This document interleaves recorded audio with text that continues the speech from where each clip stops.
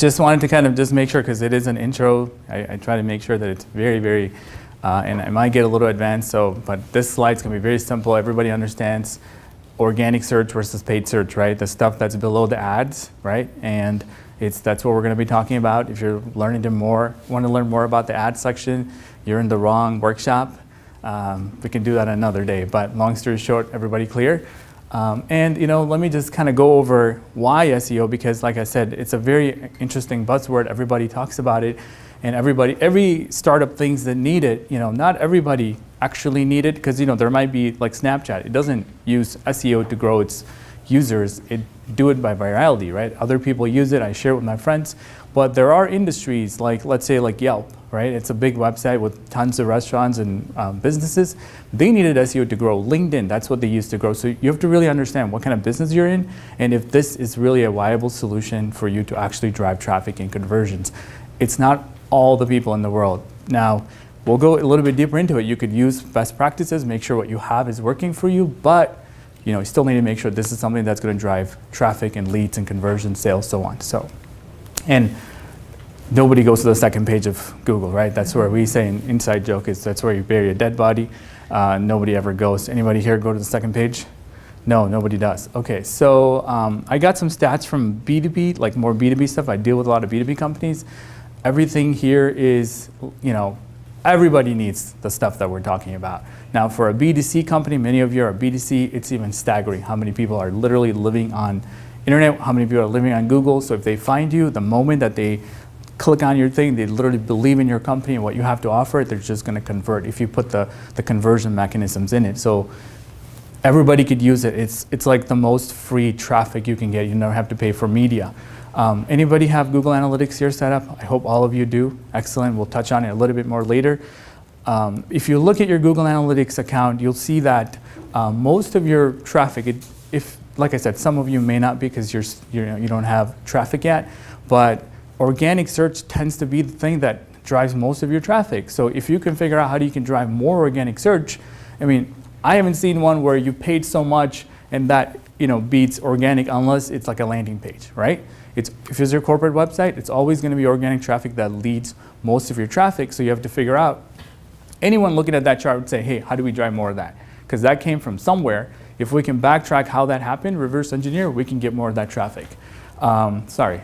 This slide is, I was thinking about it, how do I actually explain about how SEO works, and how do I really give you guys actual usable something to take away? And I'm like, okay, well, I gotta find a slide or a picture that describes that it's very competitive, right? It is very competitive. How many of you actually try to do SEO?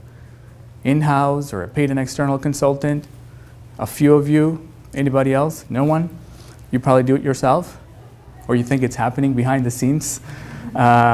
It's not a bad idea. It could happen behind the scenes. Very few people think just write more content and immediately you rank. It doesn't always work that way. But I found this picture. I'm like, oh, it's a very professional looking picture. This guy's wearing a suit. The girl's got high heels on, and they really are going to run, right? And they're going to win. And I think when people talk about SEO or they hire a consultant or a company, you realize that they have 8 hours in a day and they have hundreds of clients to serve. And they're going to spend so many hours on your campaign. How do you actually get results?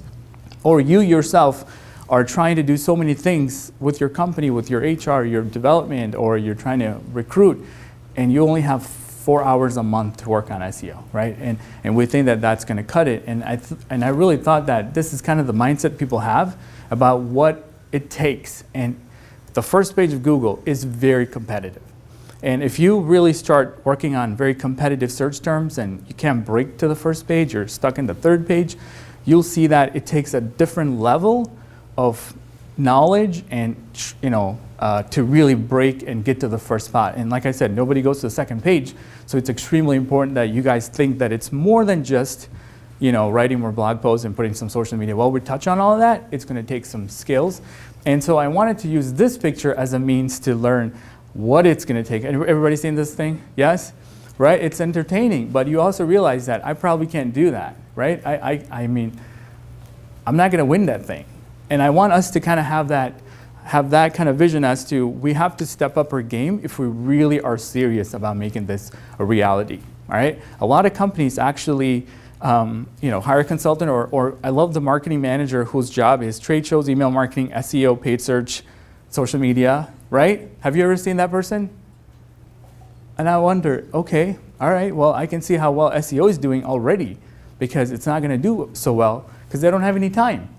And the other thing that I want to touch on is it is a mindset, because like we said, we're running around doing so many different things, and we don't just hire a person or a consultant. I love this one. Say, I'm going to hire you for 3 months, and then we're done.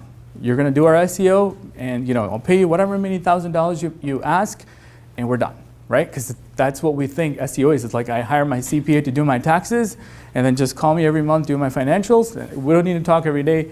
I don't want to see you, right? I'm busy. That doesn't work either. That mindset isn't going to work. Going forward in our presentation, the mindset that we need to have is this kind of mindset. All right? So we're going to see a lot of ninja slides. I warn you. I just want you to really think, like seriously, just step it up 10x in your head as to what we actually need to do, because I've done this, and I can tell you it's not that easy, and I don't want this to be one of those presentations you're like, dude, I don't think I can do any of the stuff the guy talked about. No, I think you can. I just want you to have the right expectation. Is that good? We're good? All right. So what we'll cover is like 5 topics, and like I said, we'll even do things that's not even related, but I still want you to figure out how you're going to convert traffic. So the first thing is keywords. Everybody familiar with keywords? We'll go into that in depth. We'll talk about content creation. We'll talk about on-page stuff. And for all of you that actually are doing SEO, this is going to sound very like you already know this stuff, but don't worry, I'll try to give you some nuggets, but it's really for those folks that are not doing it, all right? Especially for my interns over here, they're going to get a lot of value out of this one. This is the kind of words you want to be throwing out there, so you know. So, and then we'll talk about link building, and finally we're going to wrap it up with some conversion strategies. Is it good? All right, let's get started. So you see my ninja man over there in the background? So my first section is keyword research like a ninja, all right? You mentioned some of you are struggling to find the right keywords. Who was that? It's you. I and also some over there. I mean, for me, the struggle is that breastfeeding apparel is an emerging niche. And Sure. It's not a name. Like some people call it nursing wear, nursing top. But when you look up, when you do Google search for nursing wear, like breastfeeding apparel comes up, but also clothes for nurses.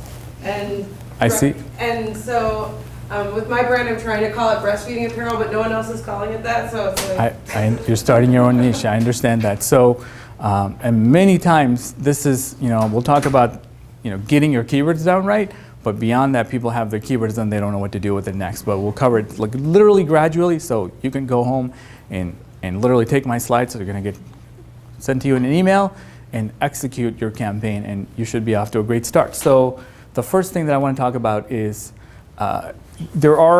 when you get your list of keywords, these are some ways to really organize it mentally or an Excel spreadsheet. And we kind of call this in our industry navigational keywords, informational, and transactional keywords. So for you, it might be buy nursing wear or nursing apparel or whatever. That might be the way to do it. Whereas people who are looking for information might search for nursing wear reviews or something like that. They might just want to learn. And I wouldn't know what navigational would be for you, but other people may have a brand that they're looking for a login, or they're looking for your address, they're looking for, how to find your Twitter profile. They're just looking to do something, but they're not really looking for information per se, more information like I have 4K TV reviews or science of flu. They're just really looking for information. So you would put a content in front of them, and then you'll learn how to convert them. But if you can start organizing this, because I like to organize keywords, especially when we do keyword research, you would probably want to do that, and it's a good way to start. Now, if you don't have any keywords, how are you going to organize it? We're going to get to that. So one of the tools that I recommend, again, there's a lot of stuff here. Everything pretty much is free. I didn't put anything. Everything that I recommend does have some free version of it or another that you could use. Absolutely, just like you, bootstrap myself, so I understand how hard it is to do anything, and you can never have enough money, right? So it's just like, there's all these tools you want to buy. So Google gives you this tool for free. It's called Keyword Planner. You have to have an AdWords account in order to get into it. It's really an AdWords tool. AdWords is the paid search stuff. Remember? Paid search, organic. But you need that in order to find relevant keywords. This information comes straight from Google, If you don't have an AdWords account, Google doesn't really give you an accurate monthly search volume. It gives you a range because it doesn't know if you're really a serious advertiser. So you could use that, and you'll give you first-hand information on what people are searching for. Everybody knew this tool, or anybody not knew about this tool? I just want to kind of gauge. Okay, good. You didn't. Okay, cool. All right. Free, again, from Google. I always love to give out stuff that Google gives because Google Trends is another great tool. If you don't know that nursing, where is becoming big, go to Google Trends. You punch in that and you'll see whether or not the trend is going up. You can go and punch in another term the other people are using, and then you can see what's becoming hot. And you use that as a means to go find, a year from now, where's the industry going to be, and you work in advance. Is that good? It's not on the slide. That's just for you. So another way to actually find keywords, because I really wanted to take it from the basics, understanding keywords is really important. When you search for this thing that you think it's what people are searching for, just go to the bottom of Google search results. You've all seen that, right? You've all seen that, but those are other people's searches just like you. So that's important information. It's all right there in front of us, but we ignore it, okay? That's search. Those are what we call related search by Google. It just puts it right there. And if you click on one of those, it gives you another set of related search. Sometimes it tells you the first one, but still, you have a pretty good idea of what people are searching for. So that's one way for you to understand. The next way to understand is when you type something into Google, Google also gives you suggestions. Who's done that before? Right? Okay, well, do we have enough keywords by now? Everybody good with just understanding? No, still basics, but are we good? You guys can all perform this at home or at 1871? I do a lot of work at home, I'm sorry. All right, so the other tool, I think this called keywordtool.io because I want to really get this keyword thing down. Keywordtool.io. They have some free stuff. What they do is they scrape the stuff that I just showed you that you can do it yourself, so you don't have to do it yourself. So it'll kind of do it for you, and you can copy and paste and put it in an Excel spreadsheet, organize it. Is that good? I wanted to take it your pace. I might just get ahead of myself. So keywordtool.io. It also gives you YouTube keywords. So YouTube is the second largest search engine, so you might want to be thinking about what people are searching in YouTube. The reason why keywords are so important is because, as voice search is coming out and Alexa and all these things, we always think like, is keywords going to go away? It's not going to go away. Siri still types up the thing that you're saying. So a lot of things that you do with the keywords is going away, but the keywords themselves, the intent of somebody wanting to do something is not going away. Are we good? So don't ever worry that keywords are obsolete. Don't worry about it. No, it's really important because somebody's got to perform the thing that they're trying to do. So they're going to need to put in some keywords somewhere. That's a search engine at the end of the day. So, but YouTube is a great place to actually do the same thing I told you. YouTube will find you some other keywords. It's the second largest. It doesn't necessarily have the same keywords, so you might be able to get some more keywords. Another place, because I gave you some, algorithmic, machine learning keyword ways to find keywords, you also want to be spying on your customers like this guy, or talk to your customers, or interview your customers and ask them, what would you search for if you wanted to buy this product? Because we don't ever know what people search for. Is that good advice? Can we take that? Sometimes they'll give you something you've never thought. I would have never thought this myself because we're too busy building the product or launching it on July 27, texting our friend. Can't think about what they're thinking about, right? So especially for you that are starting into some new areas, this would be a great place. And it's like very old school technique, but guess what? It works. I use that picture because you can also spy on them by really like looking at the keywords that you get from Google Analytics, and you can see what people search, to get to my website, right? That information is available to you. But like I said, talking to your customer, interviewing them, pay them coffee, take them out, to Freshie, buy them a smoothie, and say, hey, can you tell me what you would search for? Any of you in another industry like her that you don't know what keywords are people searching for? Nonprofit? No? Okay. Anybody else? You're in, what's that thing again? Yeah. We make gift boxes. But oh, yes. I guess they're comparable to gift baskets, but they're not baskets. And it's just in gift boxes. Okay. You're looking for an empty gift. Got it. All right. While we're in that gift baskets subject, I just want to point out one thing. What he's trying to optimize for is what we call the short tail keyword. Again, not in the slides. There's so much content I want to cover. A short tail keyword, something really super short, like 2 words or 1 word. Shoes, red shoes. you can't really optimize for red shoes because there's just so much competition. So you want to go a little longer tail and gift boxes for XYZ industry, gift boxes for something else, gift boxes for, you get what I'm saying? Extra large or men's or women, whatever. You really want to do that. And long tail keywords is really what you want to target. So don't make the mistake of trying to optimize for operating system or something like that. It's just not going to work. Are we good? Just so you understand, I want you to be like black belt after this session, so please bear with me here. Let's make sure the keywords are somewhat optimizable. There's a ninja hack for you. There's a ninja move. What you do is you take your competitors and then you look at their keywords that they rank for. Some of you don't have competitors because you don't know who they are, but a lot of you have competitors. You do the same thing, logistics, right? Logistics or something like that for hospitals, is that right? So you have some competitors? For hotels. You do have some competitors for hotels, so you could look at their website and say, okay, they rank for X, these keywords. That might be a good place to start because they're 2 steps ahead. Learn from them so you're not so far behind. You can also learn what they're paying for keywords, like the Google AdWords. That would be my next slide. Learn the keywords that they're paying for. That also gives you even a more edge because they wouldn't spend money on something unless it works. So the hack is to learn what your competitor's doing, figure out what keywords are doing. So for all of you who, gift boxes or non-gift boxes, that'd be a great place for you to start. And then you're like 2 steps ahead. And lastly, this is the thing, we're done with keywords after this. Once you have your keywords and you have it organized into informational and navigational and all that stuff, you want to start tracking where you rank because you want to benchmark today. As if we're all starting our SEO campaigns today and we're going to move up, right? So you want to benchmark. So what we recommend is that you track the rankings of the keyword. And I'll explain for those that don't know what I'm talking about. You want to know where you rank for that term today, all right? So first page, second page, third page, fourth page, first position. This screenshot actually talks about its position. It's not the page, but position is, like I said, it's a ninja term.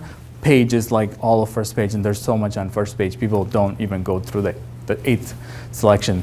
First top 3 position gets all the traffic, 60-some% of the traffic. What is the interface that you're using is this in Google, is this the keyword planner or? No, so basically I've used a series of screenshots of our tool, SEMrush, all the different ones out there. Okay. Yeah. So this is your tool? Right, I just really want you to get the concept so that you can go and say, I need a keyword ranker, so put the keywords in.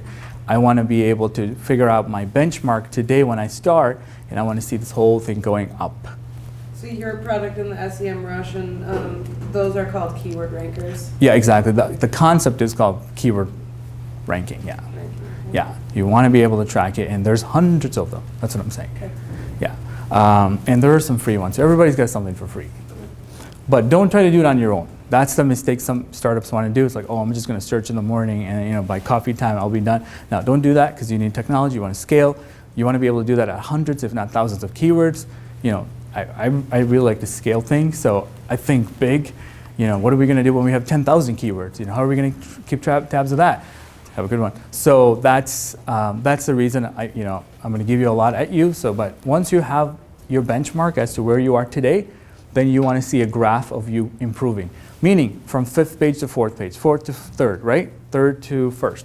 So just adding keywords again does not give you any rankings. Who understands that? Understanding your keywords, organizing it into Excel spreadsheet, Google Sheets, share it with all your cousins, friends, everybody, does not help you rank, right? Do we know that? That's the mistake a lot of people make. Let's talk about the tool discussion. People buy the tools with great intent. I'm going to do this thing. And they go through the keyword search, everything. They have 100 keywords picked out, and then they stop. I don't want it to be you guys. Good? Because the rest of the presentation is going to get you moving so that you can actually start seeing results. Yes? Did I lose any interns? All right, good. They're taking great notes.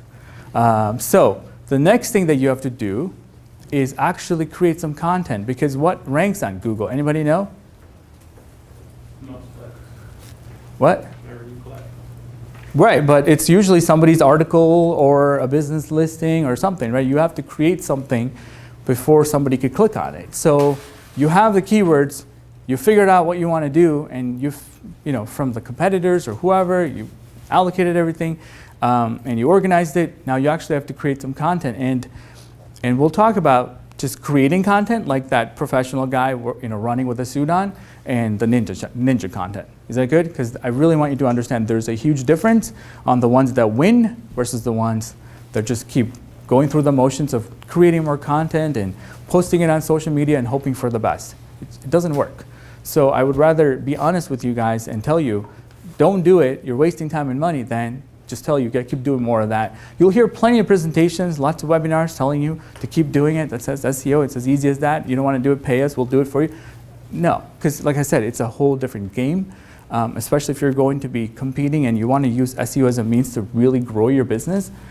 It's like, how hard is it to run a business? Anybody wanna tell me? Is it really a 9 to 5? Can you go home peacefully at 5 o'clock, watch television, and not worry about it until next day? Is it? No. All right, I think we got it. It's not that easy, right? I wish it was that easy. I have a baby. I was telling her earlier. I don't even sleep at night. So anyway, when you're creating content, I want you to think about the intent of that person who's trying to buy your product, who is trying to solve a problem. I like solving a problem because buying a product is a solution. Understanding what this thing is a solution. So they're trying to solve a problem. And this is sort of a very generic marketing funnel. Don't get bored of it. I just want you to understand how things work when it comes to search queries. So everybody went to marketing class or sat in a workshop that taught you about the awareness, consideration, decision, right? We all got that? Who didn't get it? You didn't get it? Okay, well, awareness, just kidding, I'm not gonna go through it. But yes, so there's this process of people looking for a developer, finalizing the 3 developers they wanna work with, and they're picking you at the end, right? So there's that concept of marketing funnel, sales funnel, whatever you call it. And in the same world, when it comes to search queries, on the right-hand side, I put the kind of keywords that you might be searching. And we do this without knowing. We search for those how do I search terms, right? How do I do something? How do I make my baby sleep at night? You're desperate, you need help. Where can I search this? Where can I?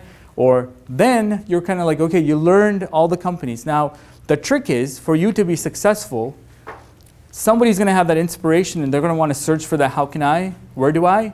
Well, when do you create the content? After they have the inspiration, or you have to create the content before they have that inspiration? Am I right?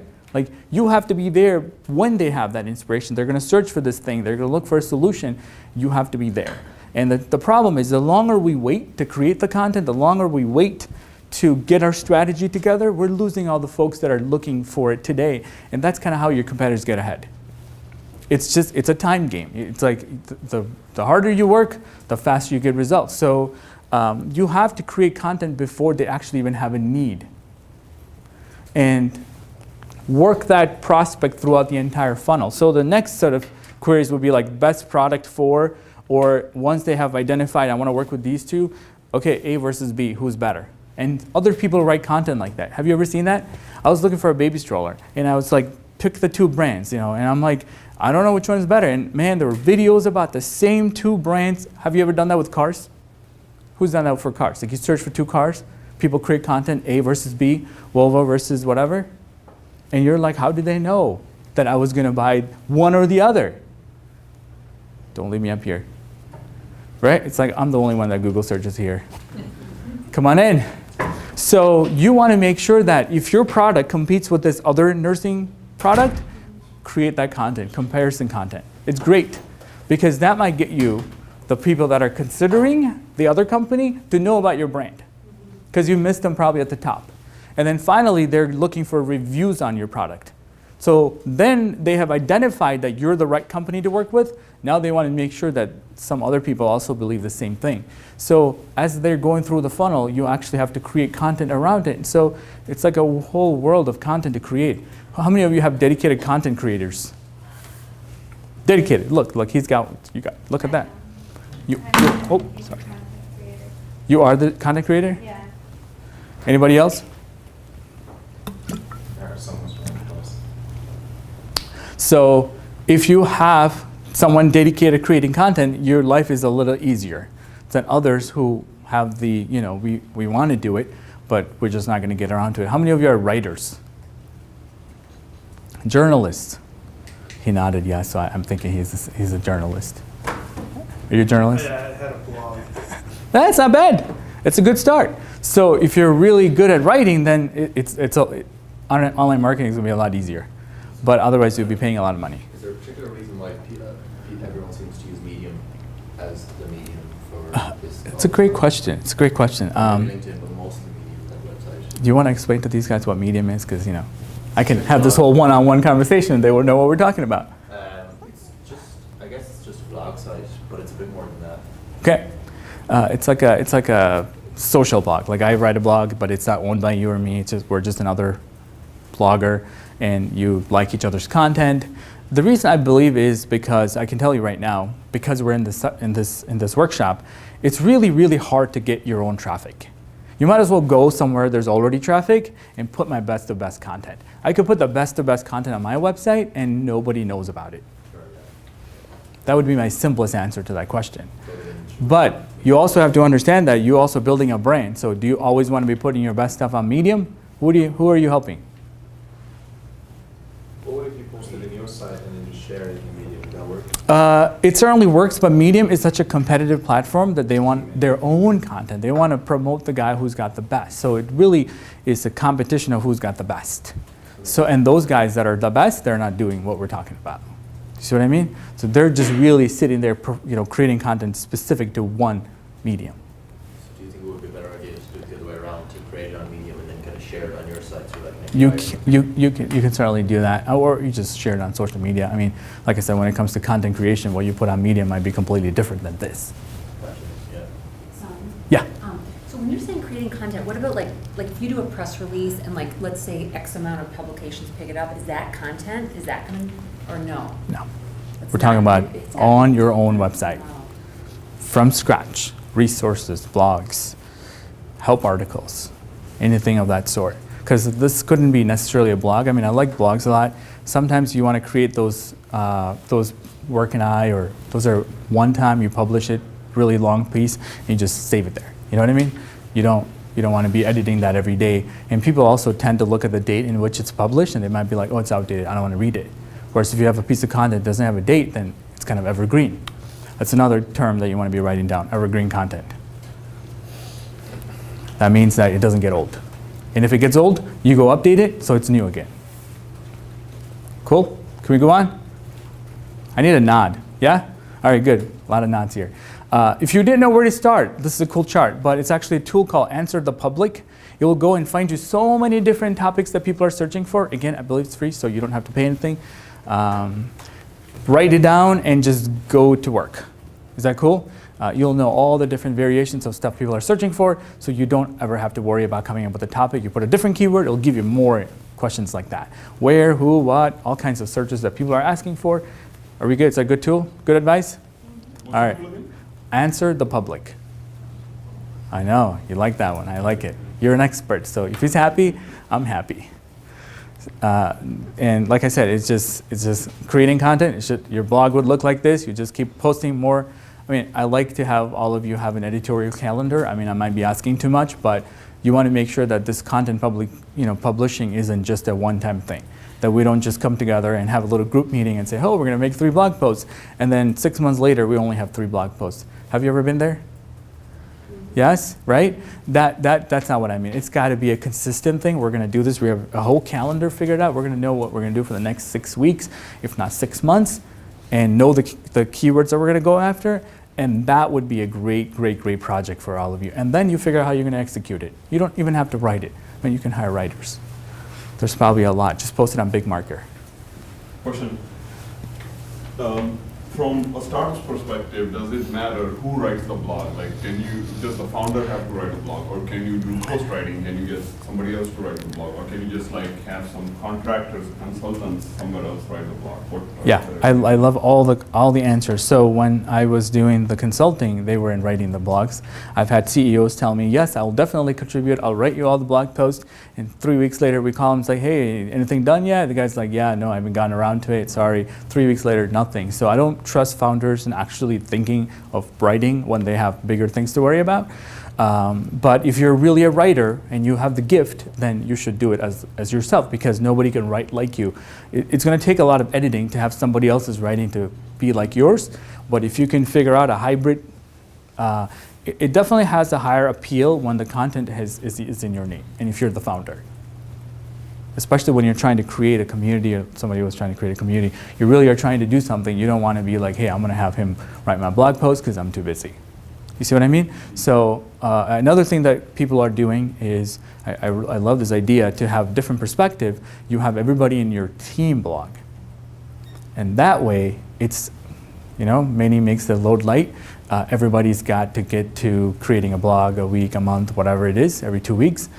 We started doing that too. It's hard. Nothing's easy because they also have work to do, and they're not bloggers.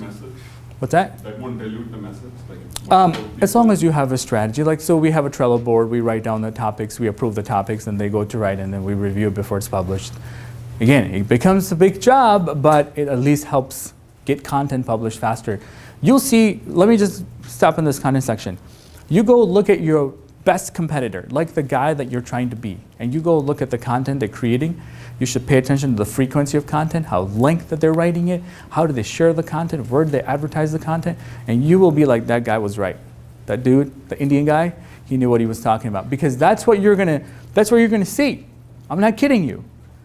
And in our industry, it's extremely difficult because we're in the SEO industry, or we're in the online marketing industry. Who doesn't blog? They're blogging at night, or somebody's, you know what I mean? It's like stuff is happening 24/7. You can't keep up. But you guys have empty, like your industries are empty. Like there's not a competitor that you can't compete with right now, because you have the inside knowledge. You know exactly what to do. Just go execute.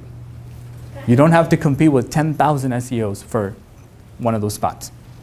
So I've been writing a bunch of content but haven't published any of it yet, and I want to understand if the inspiration of it, some of them is like a pop culture thing, like an article or a podcast or whatever, and then sort of relating it to our customers and our, like, how does linking to that stuff work? Like, do you need people's permission? Should you be, if you mention a product, like, should you set it up so that if they happen to click on it, you get paid for it? Or Yeah, just like, great question. write it, don't overthink it, put it out there? Yeah, so it's a great question. She's actually like 2 steps ahead, because she's creating content around other people's content, so I call it sandwich content.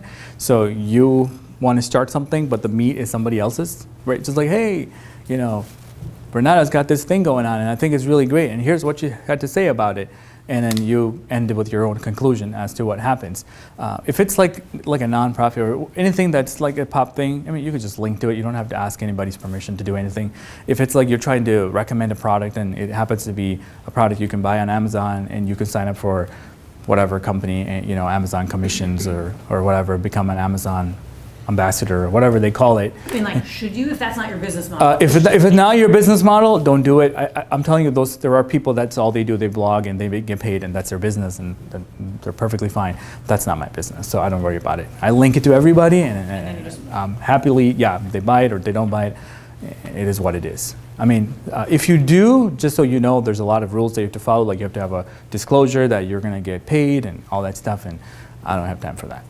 I don't follow up with the affiliate stuff yet. To tag along to that line of question, using other people's content, is it equally effective as writing your own content? Yeah, so I wasn't saying literally copy her blog and put it on my website. It's like a little bit. It is, because majority of it is still unique content. It's not duplicate content. There's stuff about duplicate content, we can argue both ways, but as a brand, you don't want to be doing that, so you want to be creating as much unique content in your voice, in your perspective, as possible. It would be like me, like my women's networking group, writing about La Leche, like your company, Yeah. saying like, working moms, here's a great outfit, go and see. It's almost like that. Yeah, right? yeah. Well, what are some of the free available resources where we can actually push these concepts, distribute it a lot faster than just having it sit in one blog on one site? Good question.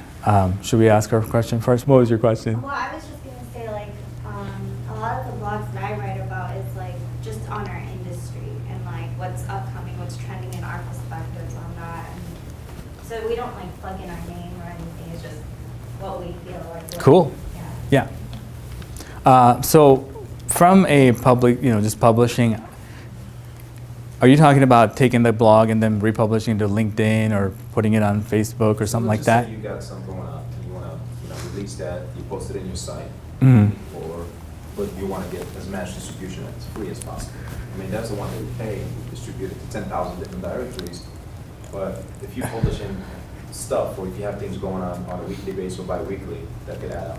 So Yeah, so, I mean, we can start with. the way that I would go about promoting the content that you have, I would just keep it really simple. Like you have your buffer or something to publish your content to all those different places. And what we recommend, and like I said, this is an SEO, but we believe that organic reach is gone from Facebook perspective or anywhere else. So we have to let whoever we're working with, we boost it. So it's our own content, we boost it every single time. So it's not a matter of publishing into so many different places, because the attention of all these people, all of us here, is in the same 4 or 5 platforms. They're not in some random thing that we can push it out to. They're in Facebook, they're in Instagram, she's on YouTube, right? He's on LinkedIn, and that's it. That's it. That's where they're at. So we have to get it when she's engaged in Facebook. We got to get her when he's engaged in Instagram. We got to get her when she's engaged in YouTube. It's not to publish it in some other place. So it's a different workshop altogether, but you have to figure out how much are you going to spend in promoting the content that you created, not just creating content and leaving it. Again, not SEO, but just an advice. Do you recommend to let buffer pick the time, the most optimizable time to share your content in specific social media? I would test it. I would test it because your audience, I mean, that's an algorithm. Like they're just testing different things, but I would test it. Sometimes it works well. Sometimes it tells you to do it at 2 in the morning. Yeah. Take it with a grain of salt. Yeah, exactly. I'm not up at 2 in the morning. I'm trying to get to sleep. But we've got lots of content, so let's just keep moving because I don't want to miss it. Okay, so this is a great one. So we got the keyword. We know we have to write content, and I know she writes content. Do you include the keywords 15 times in the first paragraph and 20 times in the second paragraph, thinking that's what Google needs? No? Almost to the point it's not even readable anymore. It just keeps saying the same thing over and over. Somewhat. Okay, all right. Well, that's not really what I want you to do anyway. I just want you to know that a lot of folks that you contract out, they're going to say, oh yeah, this guy told me to write it, and then, oh, they got a list of keywords, so let me just get to work. It's not like somebody's going to read my content anyways. We're writing for Google. So don't write for Google. Google doesn't care. Google doesn't reward that content. Write for people. Google already understands the concept inside it. Google knows SEO from search engine optimization. Google knows, right, the short and the long form. Google knows that in New Orleans they say something different for donuts than we do. Just saying. You get what I'm saying? Beignets. So you don't really have to tell Google how to do it. Google will do it. In fact, when there's all these algorithms, I don't want to talk about algorithms because I just want to get to work. But Panda was the name of the algorithm. This is my ninja version of Kung Fu Panda. It will kick you out of search engine, so you don't even want to attempt that kind of content. But if you mention it 3 or 4 times, it's okay. But the way the internet used to be, and SEOs and outsourced SEOs, and I don't want to name all the Eastern Asian whatever countries would just go automate this stuff, would give you content that makes no sense. And you're like, why is this on my website? And then you wonder, why aren't I ranking? And this stuff still goes on. Or we might not know how to do it right, and we'll do it that way, and I don't want it to do it that way. Are we good? It's about really good quality content that you're so proud to share. I recently talked to a company, it's a startup. They hired this guy. He's going to be the SEO guy in email marketing and trade shows. You know what I'm talking about? It's that guy. And he's like, I'm writing content. And I'm like, why aren't you sharing? Your Facebook's empty. He's like, but I can't share this content. This is for Google. This is for XYZ search term. I'm like, you're creating this content, but you're not really proud to share it. Is it really good content? Or is it some kind of a scheme that you're going to try to rank and exploit, right? You can't. It doesn't work. It just doesn't work. Let's not overthink it, like somebody said earlier. Create good content and have the great intent of this is going to show up and get you some results, and be proud to share it and promote it. Because you want to be able to put hundreds of dollars behind each of those posts, not $20. So you have to really create a good piece of content that you're proud to share and pay. Blog postings, is there any other types of content? Oh man, I could go on and on. You guys have great questions. I don't think we're going to finish this thing today.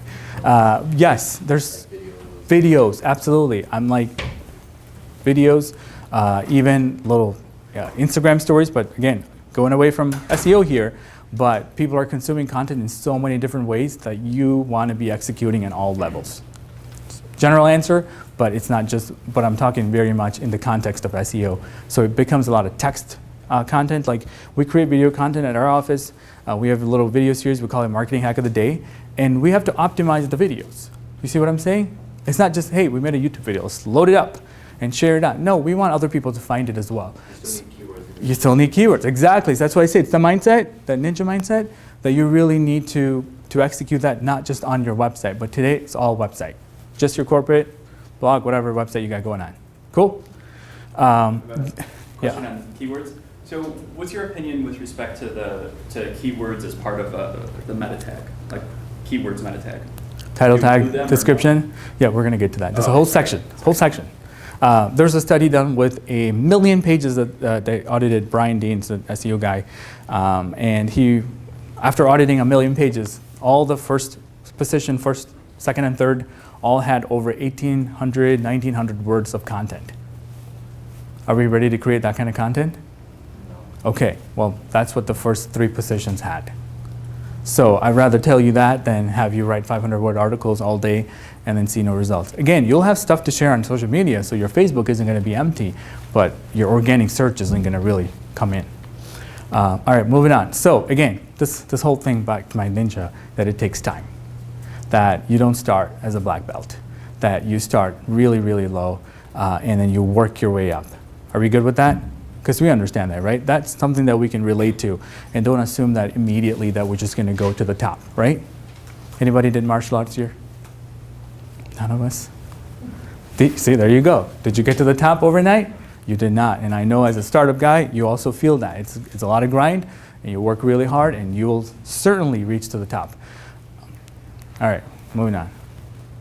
So for those of you that are struggling to kind of come up with topics, I give you Answer the Public. Here's another one, BuzzSumo, BUZZSUMO. Headlines, I just made that up when I was typing this 50 ways to keep your computer running lightning fast. You know, things that actually get somebody to want to read. Don't just write 5 things. Maybe you're going to have to go to 40 things, 50 things. The bigger the number, tend to get higher engagement, and having higher engagement on first page of search results is really going to help you.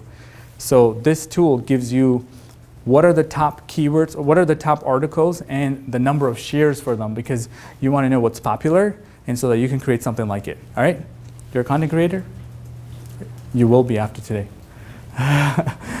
So here's my tip, my advice. You have to become a ninja copywriter, journalist, whoever. You're already doing it. Just step it up. And I actually think you should start publishing your content, because it's going to serve no purpose. It's sitting in your laptop, desktop, and not on a blog asking for people to subscribe to additional content. So you really want to publish it. The sooner you do it, because it's like I said, so it's a long game, you want to be ahead. So even if you don't have a product, you want to be creating that community now and sharing it in Facebook, doing all the things. So the title tag question came up. We're going to go right into that, optimizing OnPage. OnPage is more of a technical thing. So I think content creation is the easiest. Everybody gets it. If you have Word, if you have an iPad, you can create content, right? You can create a lot of content, a lot of different kind of content. If you actually have an iPad, you can create video content. You can create all kinds of content. You probably can even make a podcast. But we're talking about the technical things, the things that robots would read on your website, that's behind the scenes.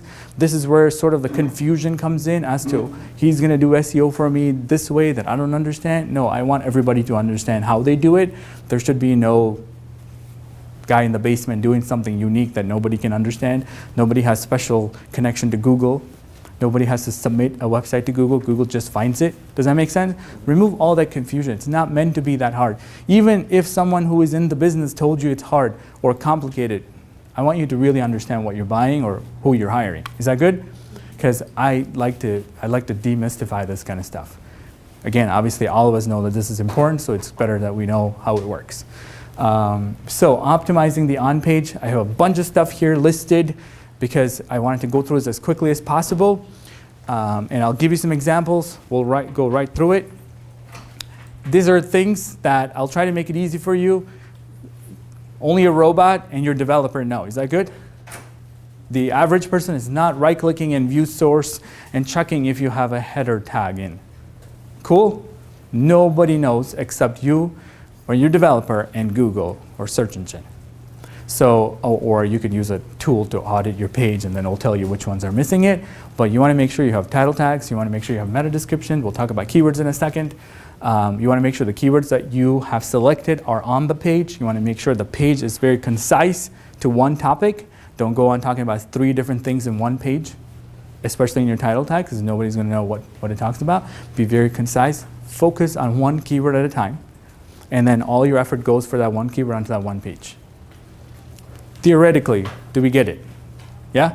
Because I don't want to, you can hire a developer full stack, is that what it's called? You can hire a developer from there. He'll do it for you. He'll be a ninja developer who'll help you out. Yes, you do need a ninja developer. I'm not kidding. You really do. Because none of us really care about right-clicking view source. Do you? You probably do. You asked me that question. He does. But none of us, do you know developer tools in Chrome? Debugging? I mean, you don't want to do any of that, right? You do. Oh, he does. There you go. He wanted to work. There you go. All the on-site stuff. Let me tell you something about developers and on-site. And I'm really sorry because I had to deal with a lot of you. And I still do. I will be forever working with developers, right? Because there's a lot of coding. So the thing about developers is there's some of them that are very creative. There's some that are really good at coding and understand how SEO and everything works. And you have to know what kind of developer you hired. Because even today, I mean, I work with startups and stuff. They hire a developer, and I have no issues. Like, I don't care your developers in Russia, I don't care they're in Israel, I don't care we're in Egypt. It does not matter to me, because to me, it's all the same in terms of quality. If you can get good quality, you can go anywhere. So save money if you think that's the thing for you. If you don't know, then hire here. But these guys are in Russia, right? And they're doing such horrible job. And I'm like, I don't know what to tell you. It's like, this guy's not an SEO. He doesn't understand the concept. No matter what you develop, no matter how beautiful his page looks like, it is just not going to work for you. And that's a hard conversation because, you know, developers, like, you're married to them. Like, you know, you did this deal and you like the guy and he's very responsive or non-responsive, whatever. But it's hard to, like, I can't teach them that. They have to know. So I'd rather you hire the right guy who understands SEO and who gets the speed, and we'll talk about speed in a second, so you don't have to teach any of that. Are we good? So make sure you hire the right guy. Full stack. Is that what it's called? There's a whole university here, right? Full stack. What's that sound? Is that me? Okay.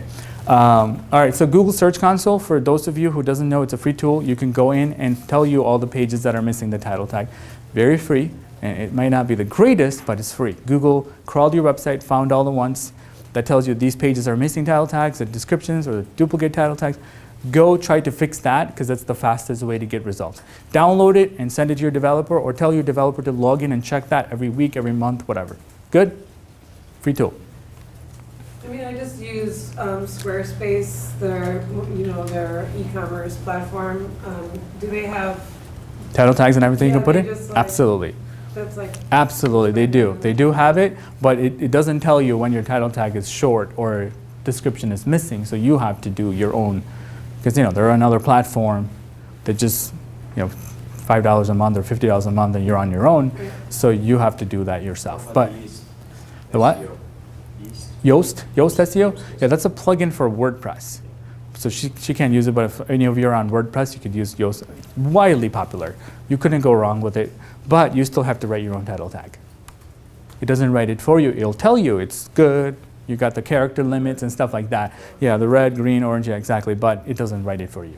Again, I want you to be able to do it yourself so that when you hire somebody to do it, you know what they're doing, right? So the language is absolutely clear.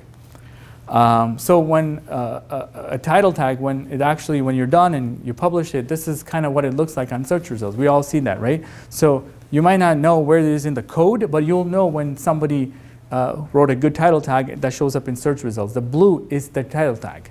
Title tag is not the same as the headline. Headline is the name of the article. It doesn't have to be the same. It could be different, right? Your job in your title tag is to get them to click. Your headline is captivating the audience and maybe making them read it. So just showing you what it looks like. And if you do have keywords in your description, then it will be bolded, right? So if you actually wrote a very good description, if you use Yoast plugin or Squarespace or whatever else you got, or you hire him and he'll do it for you. So this is the headline that you see on the top. And you want to be having some internal links. That was one of the things in my circle. This would be a link to another page of your website. This is a Ninja example, and you have what's called H2s, headline, header 2, right? H2, H3, H4, and you use that throughout the content, exactly. Now, that's why I said only you and Google knows this. Now, you could do that in your WordPress editor, just go headline 2, headline 2, headline 3, 4, 5. You don't need to use so many, but H2s are really, really good. And make sure the H2s have keywords in it too. If you can figure out how to write content with headlines actually having content, keywords in it, all the merrier. Are we good? Quick question. When you're writing all this in the back end, and they, you know how there's like a tool, I think it's through WordPress, they give you like how good it is. You should, that's pretty valid. Is that Yoast? Is that I think maybe it is, yeah. WordPress by default doesn't give you have to use plugins, but you're probably It's using. pretty accurate. Yeah, it's very like accurate. socks. Absolutely. And they also update all these plugins, so make sure you have the latest version. It's another problem. Developers forget to update your plugins. You're a WordPress developer? No. Okay. All right. Well, WordPress developers tend to not remember to keep your plugins up to date, and that's how you get hacked.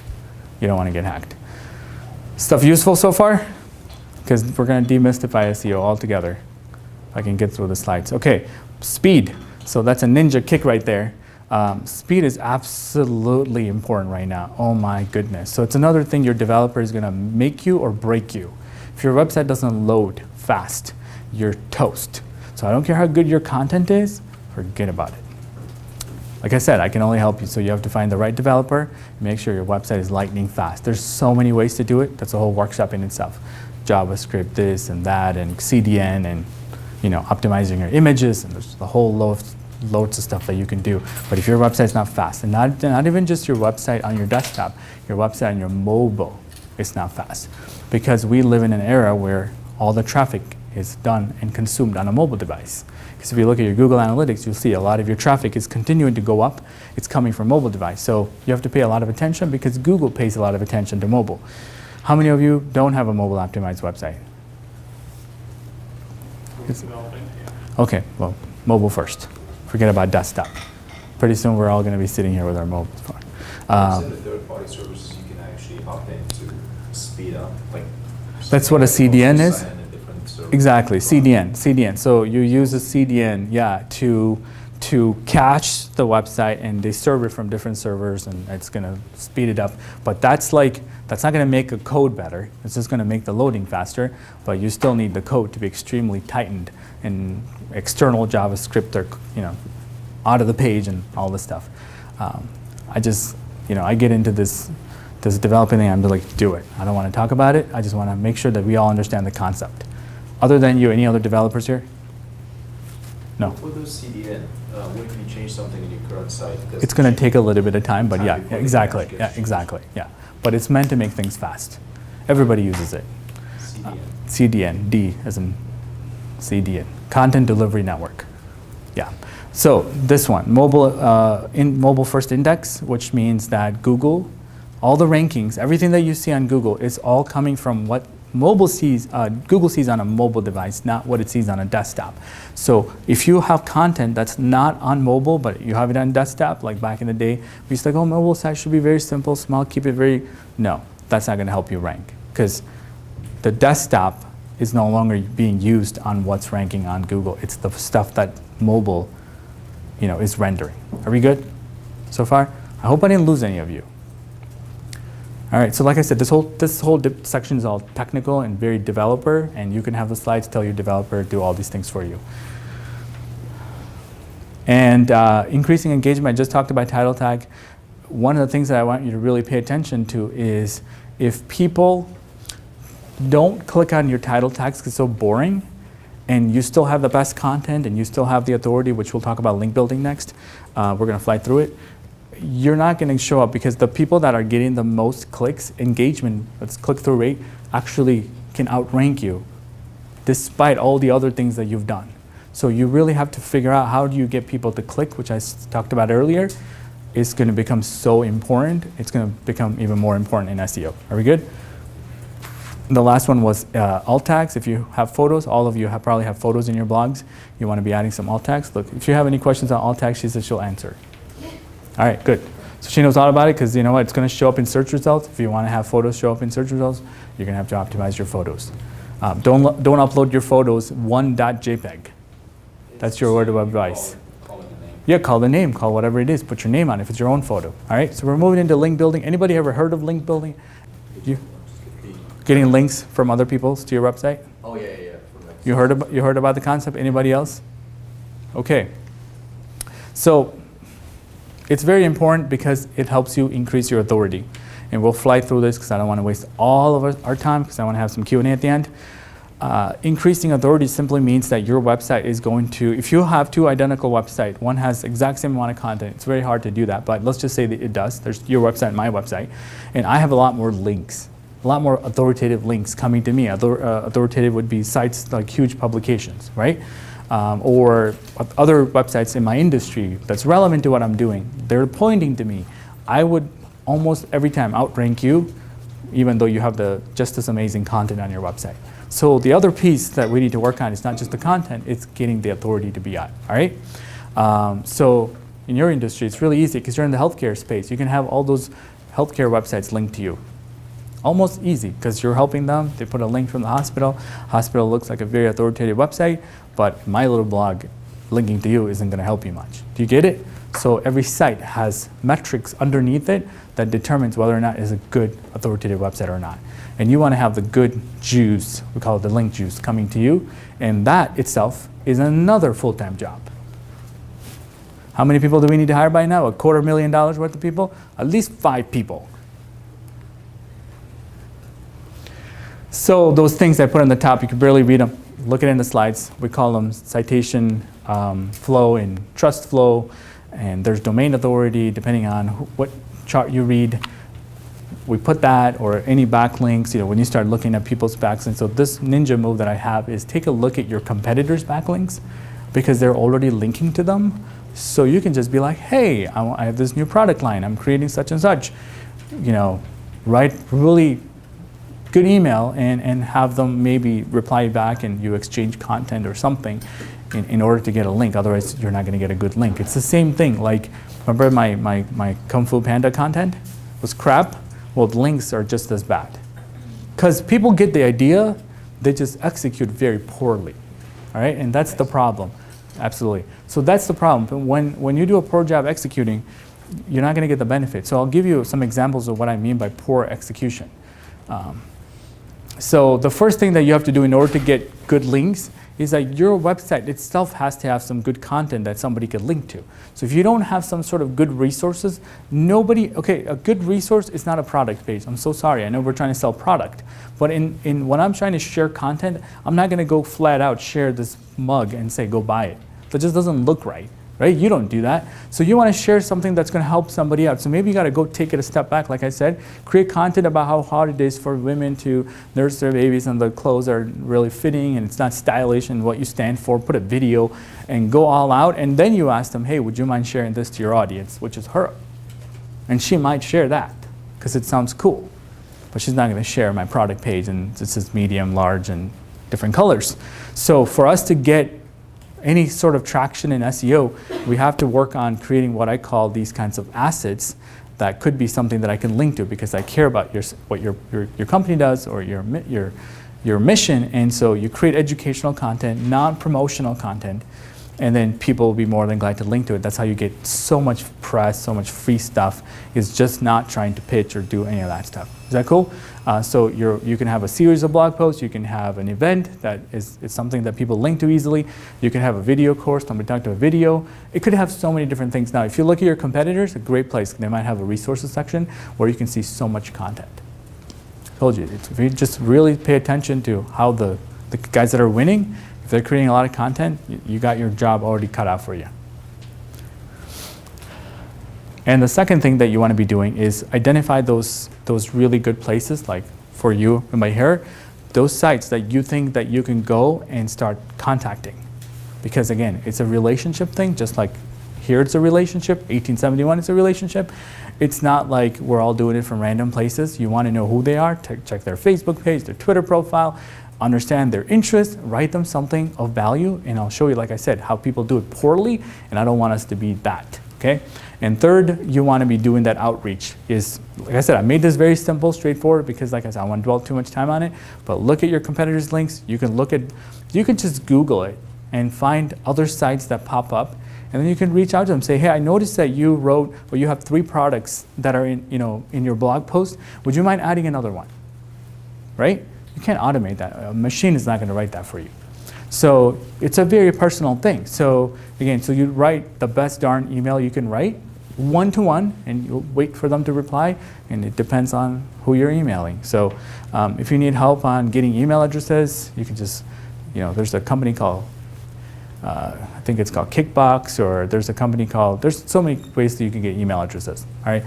You can just Google how to find anybody's email address. You'll see like all the blog posts in the world that tells you. There's lots of tool. Anybody? Huh?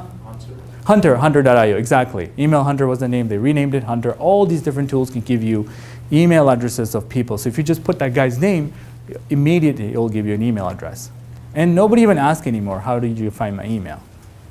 We used to do that. Now it's public. You're like screwed. So, yeah, so you want to be like a ninja and send off those emails and then hope some of these people are going to reply, and you're going to nurture that relationship. That's how you're going to get those links. All right, that's how you build the authority, and that's the hard way of doing it. So if you're going to pay somebody to do it, make sure they're doing that, and they're not creating some little websites and then just putting links randomly. It's just not going to help you out. So are we really? Do you understand? SEO is not as complex as it really sounded when we started. Yeah. Is any of this stuff useful? You can go back and put it to use. Sure. All right, good. I'll give you some examples of some poorly written emails. Again, I happen to have those linkable assets. People want to link to them. They read the content. They write me crappy emails like this one. Hello, Simon. I'm not Simon. I'm not like this guy. Like I have a Twitter profile or something. You can look me up, right? I have a LinkedIn profile. Would you like it if they called you something other than Veronica? You call me other names.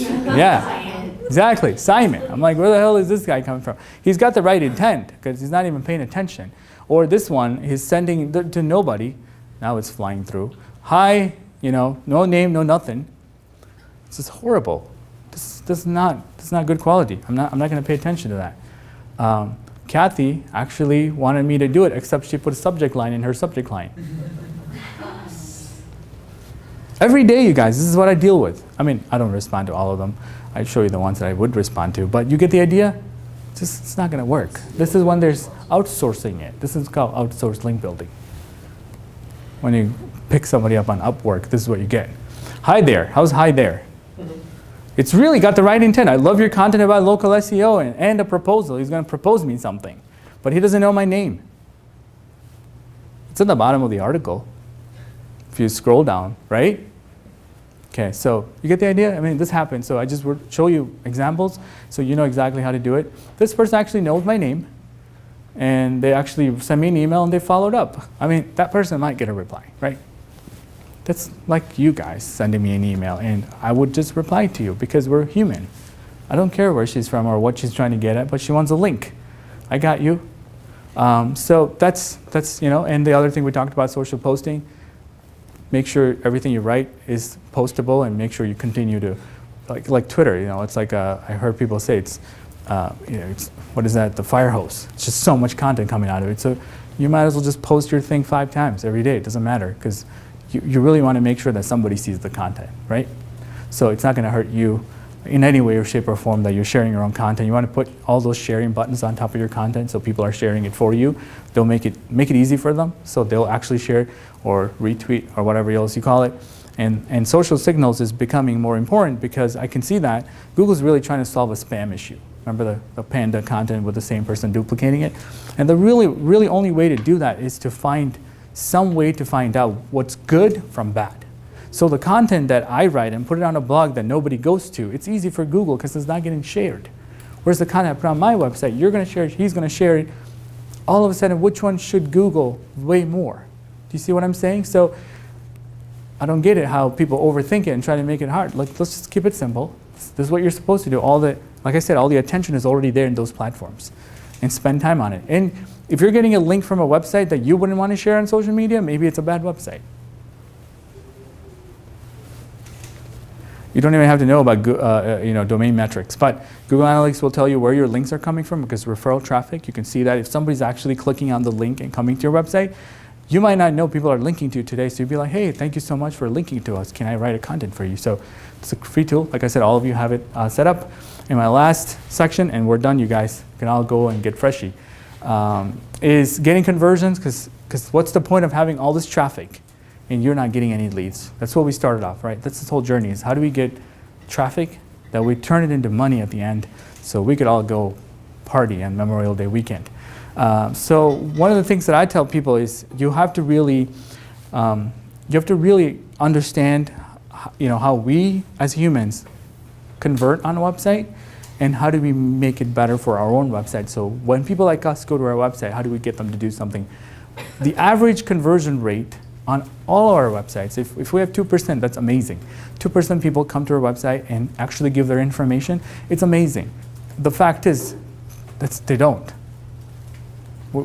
Some of us probably have 1% or 0.03% conversion, because we haven't really optimized it. But once you do a good job optimizing it, you can go 3%, 4%, 5%, 10%. Just really need to be targeted traffic, and you have a great offer, people will convert. How do you define conversion in this metric? So it's basically somebody filling out a contact us form and say, hey, contact me because I need your free consultation, or somebody buying a product on our e-commerce website. Okay. And actually doing a transaction, but one is lead gen, one is a transaction. But you get the idea. 98% of the people don't want to buy or take action. So the way to solve that is, if I could change my slides, is we talked about the macro conversion. That's what the big picture, like I want to sell a mortgage, and when I get that deal, it's going to pay me $10,000 commission. That's a macro conversion. I can't assume every person is just going to come to my website and then sign up for my mortgage, because that's what I want. I want people to go and pay for the product. Cha-ching, right? That's what all of us want. Download our product for $2.99 on the App Store. But they don't do that. So what we should focus on is what we call the micro conversion, which is smaller things that you can make them do, like subscribe to your email or download an ebook. Who's got an ebook on your website right now? Nobody's got an ebook. I know they're like, sounds cheesy. Who needs an ebook these days? But the fact is, somebody's searching for that thing that we talked about earlier, and they want to learn more, and they're not ready to take their wallet out and give it to you. So you want to talk about the best ways, how to pick an incubator for your startup. How to pick a nonprofit incubator, because there's obviously probably other people doing that. So I'm trying to do this, and I don't know how to pick it. Help me solve my own problem. And now I'm giving you my information, and I'm possibly a lead for you. Get it? Help them solve that problem. Write an expert article on, or something that they can download. 10 minutes? All right, so the ninjas always pay attention to the micro conversion, because we know it's a matter of time that we'll get the people to actually do the thing that we want. Once I have their contact information, I can nurture them. MailChimp, free. Everybody knows MailChimp. So you can send them an email or send them something else of value and continue to nurture them through that funnel that we talked about. So, things that you might pay attention to, like if you ever go to our website, you'll see this thing, which is like a free tool that we offer. On the top, you can write something unique every time, that you want to call attention to. It could be a blog post that you wrote. It could be a link that you got from another website. Just go edit it. It changes to the color of your website. That's a way you can just drive conversion, or you can make somebody subscribe to your newsletter from right there. And the reason I say that is it's way at the top. You won't miss it. So if you put a button on the bottom, they might not see it, but this is way at the top, and it stays there. Another tool that we recommend is, this obviously is kind of crooked, but there's a form on the bottom left, and this does not require you to go to the Contact Us page, because not a lot of people make it. So if you go to Google Analytics, you look at your contact page visit and your homepage visit, which one gets the most visits? Okay, let's put the contact form on the homepage. Do you get it? And it doesn't go away. And if they need to contact you before they got the phone call or they're going to walk away. So that's that. And the other thing that is a ninja hack is what we call a content upgrade in the industry, or I call it a lead magnet. So you're writing this awesome blog post, or you're reading this awesome blog post, and it says in the middle, download the 19 steps of never heard secrets. You ever seen that? Download now. You're like, oh shoot, I need to download this thing. and they ask for an email because they're building a list. You have to understand from my perspective, we're marketers, we want your information. Because we're not writing all these blogs so that, we're bored. We really are trying to sell. So we need that email address. You exchange that for an email, and then you'll probably get opted into something or another, and you can unsubscribe anytime. But getting that contact information, think about how valuable it is for you to get moms' email addresses. And you can't buy it. And they don't want you to contact them without them knowing about you. So it's really hard. So you got to get the conversion. So like I said, getting traffic is hard. Getting conversions is even harder. How's your conversion rate? 2%? Less than that. What tool do you use to track that? We use Google Analytics, but at the moment, it's like our social media doesn't really get the people that we want. Just like I said, like we're not reaching our target audience because we're looking for general managers of hotels who don't really sit on the internet looking for things. So we think, but yes, you're right. There's still ways to get them. They're all using a phone. Yeah. But you're right. There might be some challenges. So the big picture is try to provide value before you try to sell them. All right.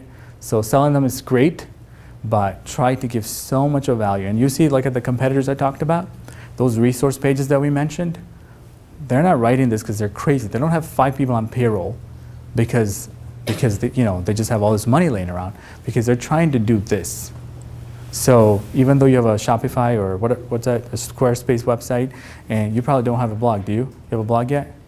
You will after this. I have a blog, it's not well maintained. But you get it, right? So you start giving your love. It's like, hey man, here's what you should do. Here's a lookbook, or here's moms that look really sharp and hip, whatever, pictures of them. Have customers submit photos. Yeah, but we're starting an editorial calendar this summer to do like mom features. And Exactly. So once you start doing that, people will come because they like that kind of content, and they'll know about your brand. And you'll know this. People like this go on Shark Tanks. Like, oh, I have a huge social media following of 700,000 people. It had to start somewhere. Didn't just start with 500,000. And some of the stuff that I talked about, again, we have this thing, we call it a free audit or ClickX grader. You put on our website, or if you go to ClickX.io and put /grader, you'll get a lot of that stuff that we talked about, the stuff that's wrong with your website, who are your backlinks that you have today, who are your competitors, all that gets emailed to you. It might be of use to check it out. And we don't even put it readily on our website. Our next version will. Just go to ClickX. You can even Google ClickX grader. It's just a simple form, email, domain. Put it in, see what you get. And if you get nothing on the report, that means you have nothing. Just so you know, don't feel bad. Like that means that you have a greater, you have a bigger job at hand. We talked about the product and the price. We give it away pretty much for our 1871 members. So it might be something to check it out. I'm wrapping it up here. And for those folks that really do the trials or whatever, there's like 21 days worth of content that we just dump on you, just so you're like immersed in this kind of content, like the workshop content. Just so much of it that it's way more than this. We are a complementary product of HubSpot, by no means a competition, because I love HubSpot. Just they believe in inbound marketing just as we do, but it is more of an analytical tool, and you use all the data points. It is integrated with analytics, AdWords, Search Console, and you download all this information, which HubSpot is not. And you track your keywords, you track your conversion, and stuff like that. If I have to hire someone to do that, operate your tool, what skill sets I'm looking for? Are there people because I don't think anybody goes to universities to learn that stuff. Not at all, not at all. So yeah, I mean, education is a big thing. The only way we market through is education, because we don't think anybody just wakes up and they can become an SEO. We're trying to create what's called ClickX Academy to educate for free. So people can watch our videos and learn how to do SEO. The Marketing Hack of the Day video series, we write a ton of content. It's really the only way to go. And somebody really has to be interested from deep inside for them to really do what I'm talking about. Do you have people? All the people that I have are all like tied up, but yeah, I mean, I might be able to recommend you somebody. Yeah, exactly. Yeah, I mean, I don't have like interns that I'm like, here you go. What do you think just an average hour she spent a week in this? My brother, it would be a lot of hours. So you need a content creator. You need them to promote it. So you need a social media person. You need a strategist person. You need an analytical person to look at what you're doing so it's working.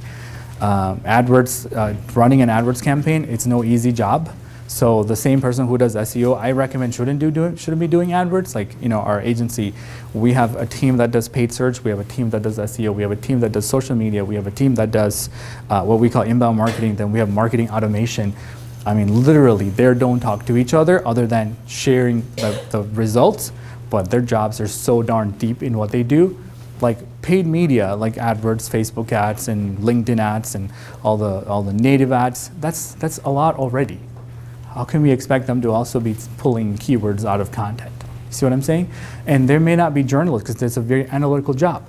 And the SEO comes from a journalism background, so you need to write stuff. You need to tweak the content. They call it massaging the content. Oh, optimizing the content. You have to love this stuff in order to be really doing it. So a startup needs at least one person. And if you, the founder, are trying to do it yourself, it's going to be very painful, because you just wouldn't be able to keep up with the developers and the bugs and the marketing and the PR and TGIF at 1871. You know, it's just a lot. And there you go. All of you have earned your black belt.